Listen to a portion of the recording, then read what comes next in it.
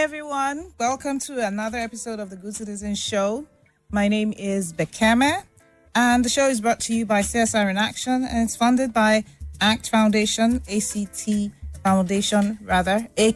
ACT Foundation, which is a grant-making organization established in 2016 to support local, national, and regional nonprofits in the areas of health, environment, entrepreneurship, and leadership. And you know, this is what we do, leadership. We're encouraging citizens to be better at being good citizens and basically fulfilling our responsibilities and duties as citizens of Nigeria. I'm very glad to be back. I hope you all missed me. I missed you all. But it was a very much needed breakaway, and I try to have great fun. So this week, something has been trending a whole lot. I think it was yesterday, I saw a video going around of a woman absolutely stackers, and she was literally all bones. It was a skeleton with skin stretched over it, and you know, she just held her hair and she was just looking. I think what was baffling to me was, you know, the ability of the woman to even stand by herself. I was shocked, and what was even more shocking was that the people around her had no empathy whatsoever. People were literally pulling her, people were videoing her. There was a big gash on her side, and she just stood there like she couldn't hear anything. And you know, I remember that my nanny even came back and said, oh, there was one woman, she was on the road. It's like all these runs, boys have used her. They've used her. They said that they used her and dumped her and gave her 100,000, and these area boys have taken the 100,000 naira. And I was like, how is that possible? And then, you know, it was going around on WhatsApp, and I looked it up and I found out that this young woman, I believe her name is Kira Hewatch, I think she's an actress, young woman with her red hair, had actually stopped and picked this woman up. She knew her from nowhere. It turns out her name is Ene, and you know, she suffers from HIV, probably stage 4, and so I don't know how she got there. She probably was still not able to speak well, but I was very touched to see that such a young woman had such presence of mind to have done something that adults who were gathered around didn't think to do. They were there accusing her of all sorts of things. Oh, she's a witch. Oh, she's a runs babe. And I thought to myself, yeah, if she was a runs babe, if you thought that truly someone used her and dumped her, wouldn't your first thought be to help her? But then, you know, I think this is obviously the problem of stigma around people. The WHO reports that stigma, discrimination, and neglect prevent care and treatment from reaching victims throughout the world, especially when it's mental health or, say, HIV victims or even sexual assault victims. And while people continue to struggle with the symptoms and effects of mental health, the growing societal stigma and stereotype associated with it is becoming even more worrisome. So today we're going to talk about the psychological effects of societal stigmatization, obviously. And social stigma is, by definition, a disapproval of or discrimination against a person based on certain social characteristics that differentiate them from others. It's a major problem, and it has become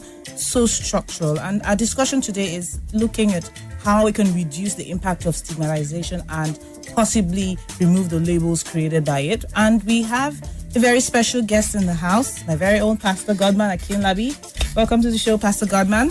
Thank you, Bekeme, for having me.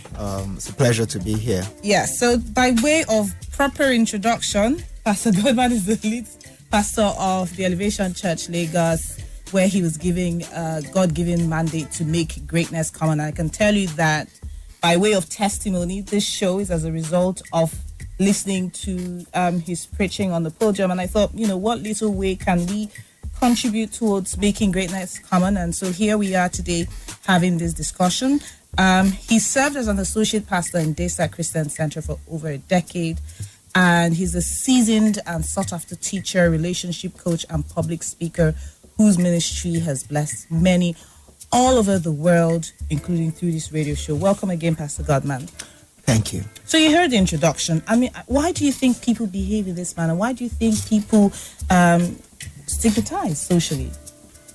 Well, I think, firstly, we need to understand that as a people, we have cultural traits that may not really support development or support people with social problems, whether it's health or otherwise. I mean, whether it's poverty, whatever kind of social problem that people have. There's a culture that supports such people, which is premised on hope, right? Which is premised on everybody can make progress, which is premised on problems can be solved.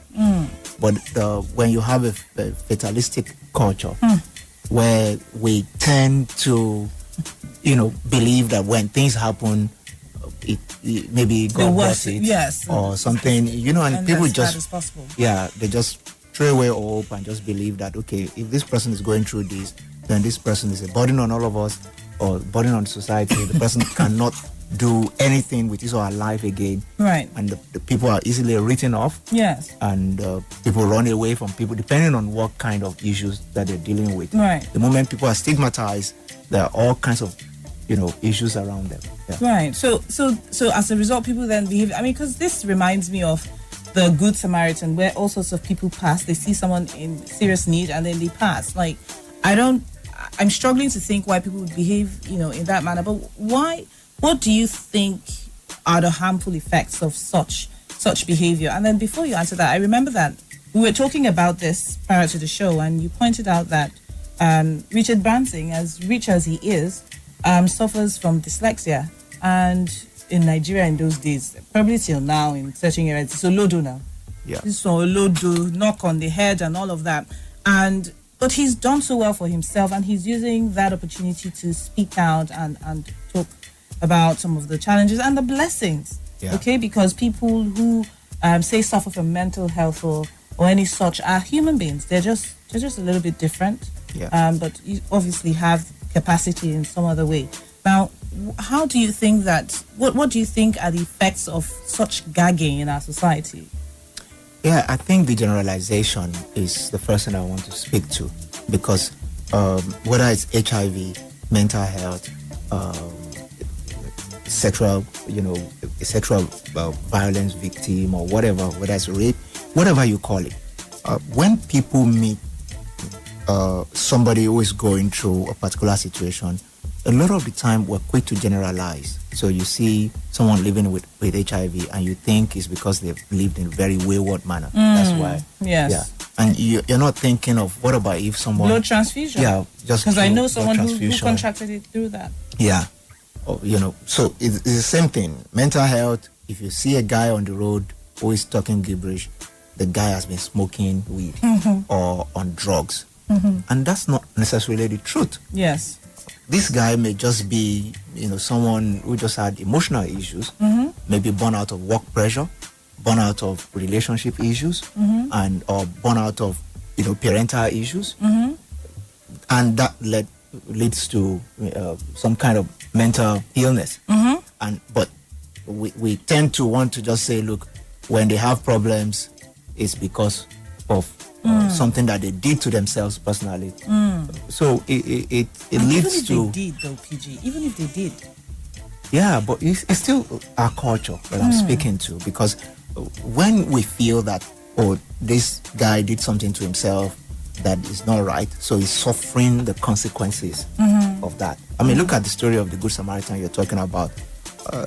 What was written there was that it was a chance occurrence.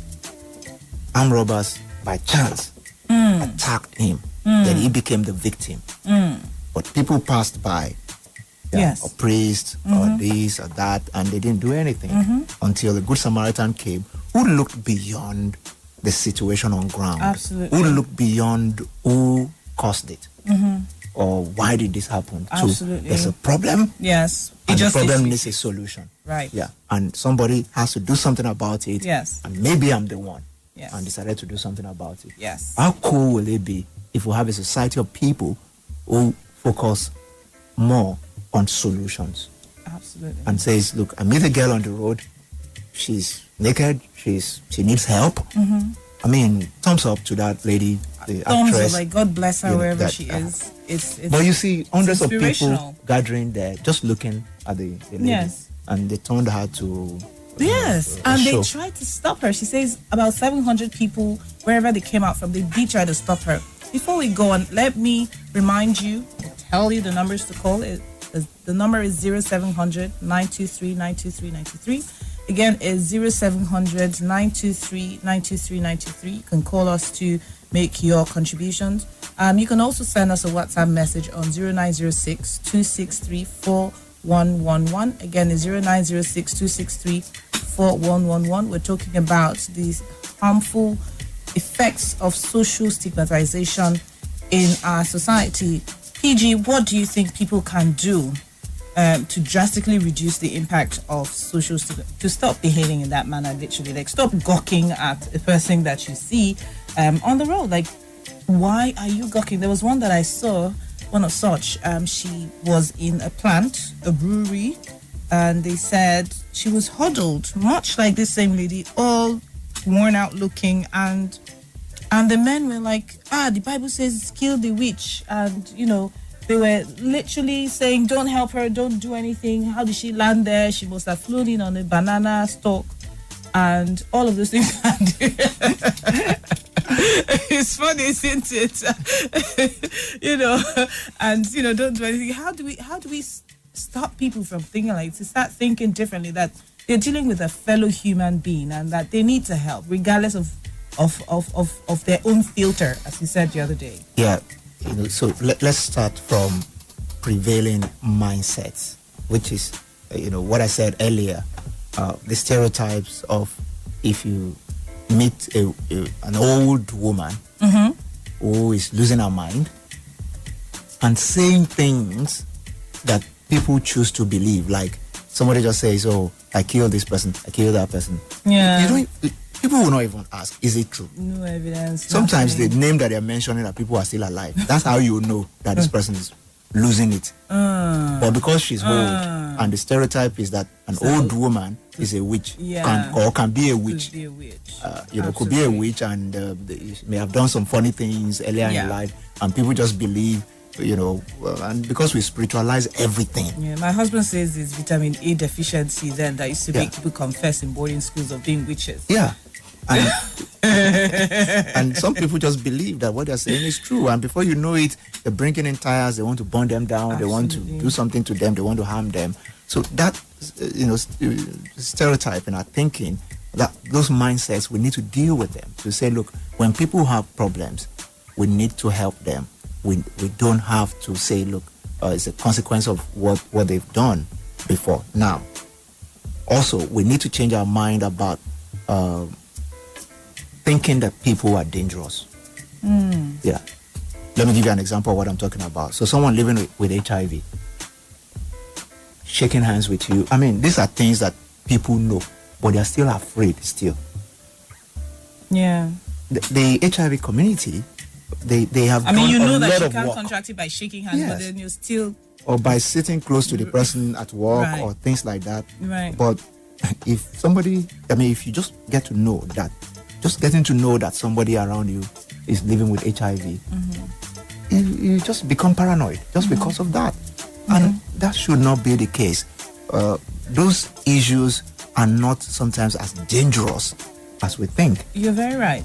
You're very right, PG. And I have several anecdotes about that, which I will tell you about upon our return back to the show. We'll take a short break, and then we'll come back and continue this discussion.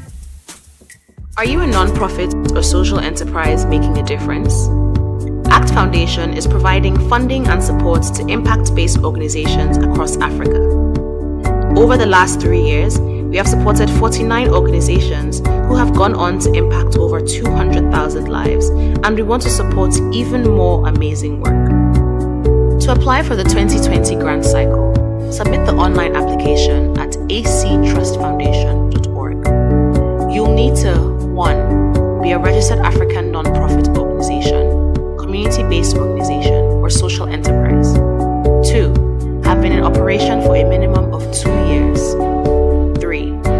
projects or initiatives in health, entrepreneurship, environment, or leadership. Together, we can build sustainable societies and create effective social impact solutions.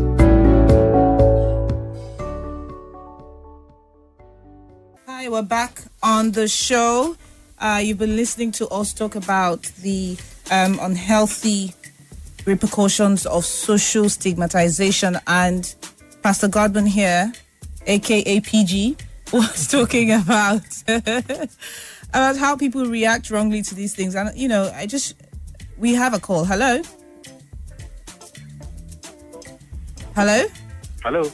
Hi, thanks for calling the Good Citizen Radio Show. What's your name, please? My name is Chukwemeka. Hello, Chukwemeka. You're what? I'm at Akpabo. Akpabo. Okay. Thank you for calling. So what's your contribution? This stigmatization is,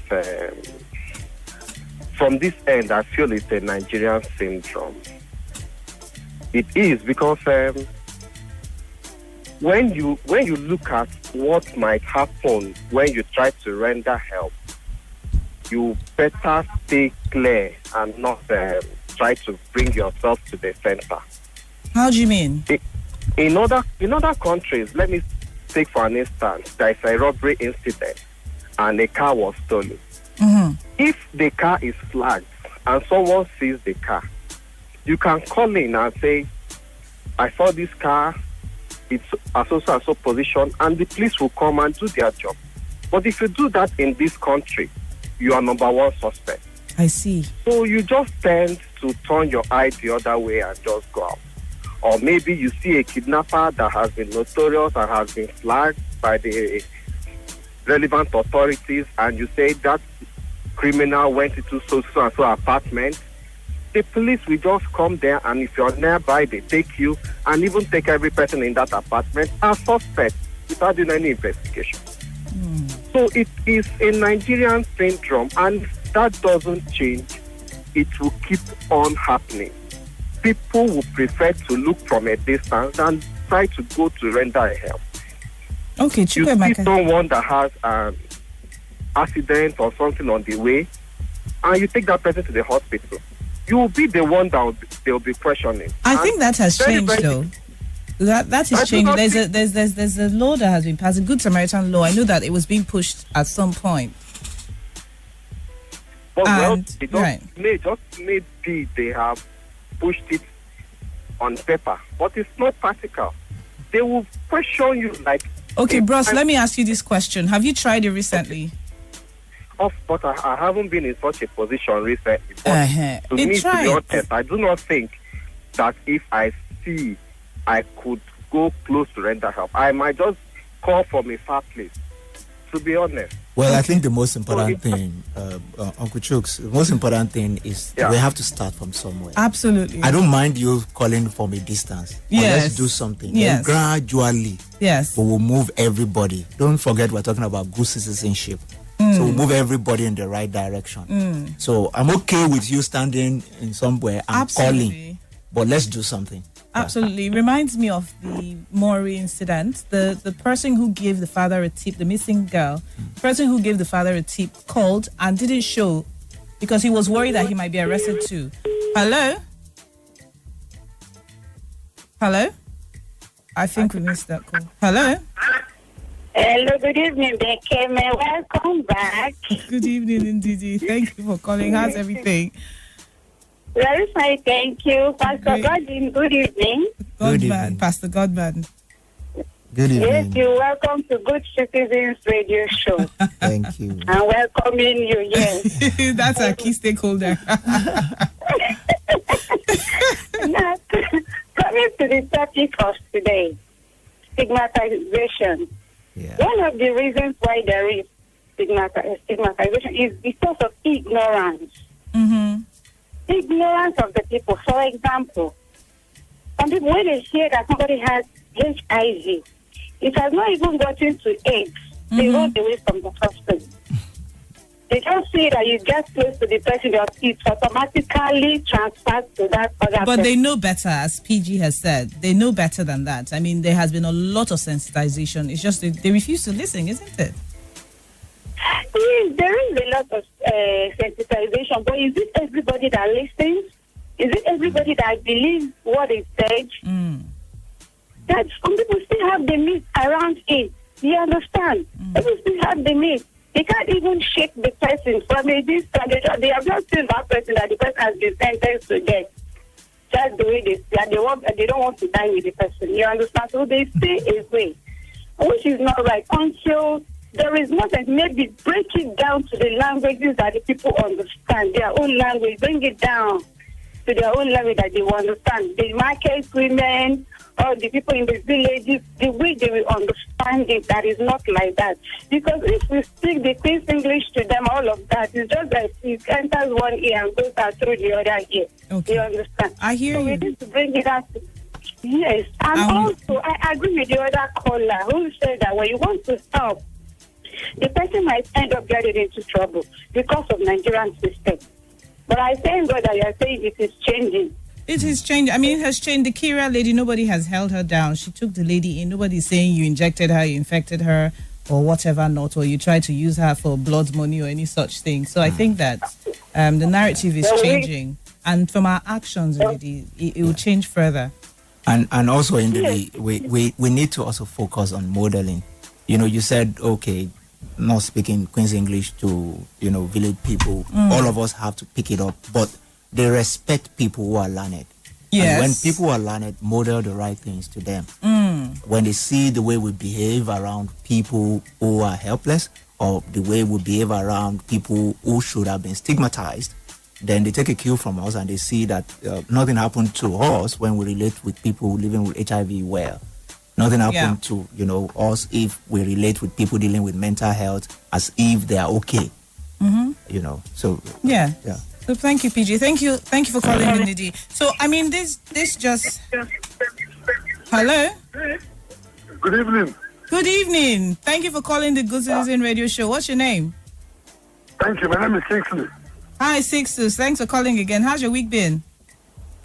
Fine. Pastor, welcome home. Thank you. Thank you, my brother. Thank you. Yeah. The problem we have is that Nigerians are very, very loving people. Okay. The kind of problem or other countries, the way they behave. It's only in Nigeria that somebody will see you stranded, even with your 20 naira, will give you 10 naira for it. I'm telling you the truth. Oh, really? This hard economy, they will give you food, they will give you pure water, they buy gala for you. Do you understand? That's great to hear. Because of the problem that the society has put us in, especially the forces, the police in particular. You don't understand? Okay. Police can be held for social stigmatization too now. I know they do that. They have their own for hand, as we would say, but social stigmatization. Hello? So we lost that call. I mean, so yes, the Nigerian police gets the flag for a lot of things, and you can't blame our callers. Yeah. But I just wonder at this one, in this case. I think this guy was talking about what the first caller was saying about like just taking societal someone in and behavior. Right. The real core issue is lack of trust. Right. We struggle to trust ourselves. So the police, they don't trust citizens. Citizens don't trust police. Yes. We don't trust our politicians. Nope. We don't trust our leaders, whether corporate, religious, or whatever. It's just a lot of distrust in our society. Yes. And that's what is fueling some of the bad behaviors like stigmatization. Yes, I mean, as they were talking, a lot of things came to mind, and you talked about modeling, and I thought, it's basically like living by example. Yeah. Through my youth, I cannot imagine the number of people who lived with us, and they weren't related to us. Even people who had been clinically diagnosed with mental health issues, who were exhibiting mental health issues. I remember one of the ladies, somebody had said she actually escaped a mental home in the East before she came to my house, and she lived with us. I remember that one of the ladies who lived on my street went crazy, but she used to come to my house still and seek support from my mom, and she always attended to her. Or, the time when we had a washerman who had tuberculosis, and he continued working with us. The only thing at the time we did was we had a separate set of utensils just so that other people didn't get infected. But then when you have, and then there was a time actually that somebody else had been infected with HIV, and we didn't even know. She didn't tell us because she knew that people would react in a funny manner. So she kept it quiet until the person had moved away, and then we found out that this was I mean, everybody thought she was crazy, exposing her children. In fact, when we did find out, it wasn't she who told us, it was a different person who told us, careful, look after yourself in case they come again, and all of that. So I think that helps in my thinking, I would like to think, to realize that, yes, people may have challenges, but it doesn't make them any different from you. Yeah, you're very right, Bekeme. When we think about people from the fact that life happens to us, things will happen with people, whether, like we said, mental health, or that kind of health issues, HIV and all that, things happen. Yes. The most important thing is, how can we help this person to get out of this situation? Because if everybody keeps running away, we can't have people deploy their potentials maximally. Absolutely. And, impact our world, impact our nation, build our GDP to the next level. Yes. If everybody that has one small issue is written off, yes, and they can no longer contribute to the GDP of the nation. And so we'll just be counting numbers for nothing. Yeah. Yeah. So PG, now let's go back to the victims of social stigmatization. What tips do you have for them? What do you think they can do differently to be able to survive this current harsh reality that they face? The first thing I would love to say to anybody going through stigmatization is to look at, himself or herself from a different point of view. Mm-hmm. You cannot please people. You need information about what you are going through. Live your life based on the information at your disposal, not how people behave to you. Right. So if you're living with HIV and the doctors say if you take your antiretroviral drugs well, you can live the rest of your life well. Yeah, we have big people in developed countries who have been living with, Magic Johnson has been living with HIV for almost decades. 30 years. Yes. And he's still living well. Yes. He's not about to die. No. Yeah. So if you get such a report, about to kill any other person. Yeah. No, I say infected somebody. So if you get that kind of report, think about people who have gone through this and who have refused to be defined by what they're going through. Absolutely. But by who they are.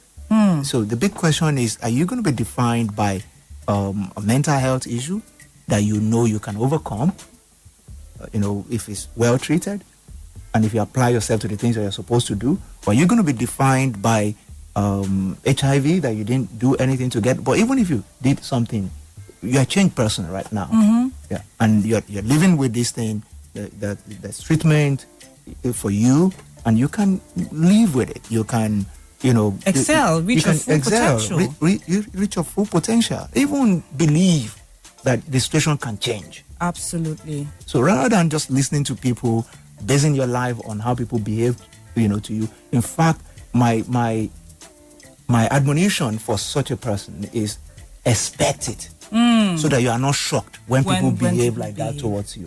Absolutely. Expect it. Sometimes expecting rejection and some unwholesome behavior towards you helps you to deal with it better. Absolutely. When it does happen. Thank you so much. Thank you so much, Pastor Godman. For what I heard you say in summary, basically you say problems exist to be solved. Yep.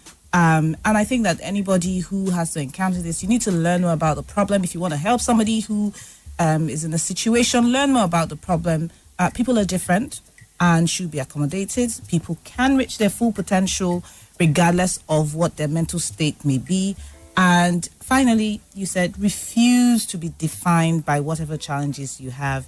Thank you all for listening. I told you all you would have a great time. Thank you for everyone who had promised to listen because Pastor Godman was coming on the show. Thank you to our callers, Chukwemeka, Sixtus, and indeed you've won yourselves nice Yomi Domino pizzas. Remember, the Good Citizen Radio Show happens every Friday at 8 p.m. on Inspiration FM, IFM 92.3 and 92.3, yeah. And then call us or send us messages on 0906-263-4111 and on social media at Good Citizen NG. I'm your host, Bekeme. And it's been great talking to you. Thank you to ACT Foundation for sponsoring the show and to the great team at CSR in Action. Have yourselves a great evening. Bye-bye.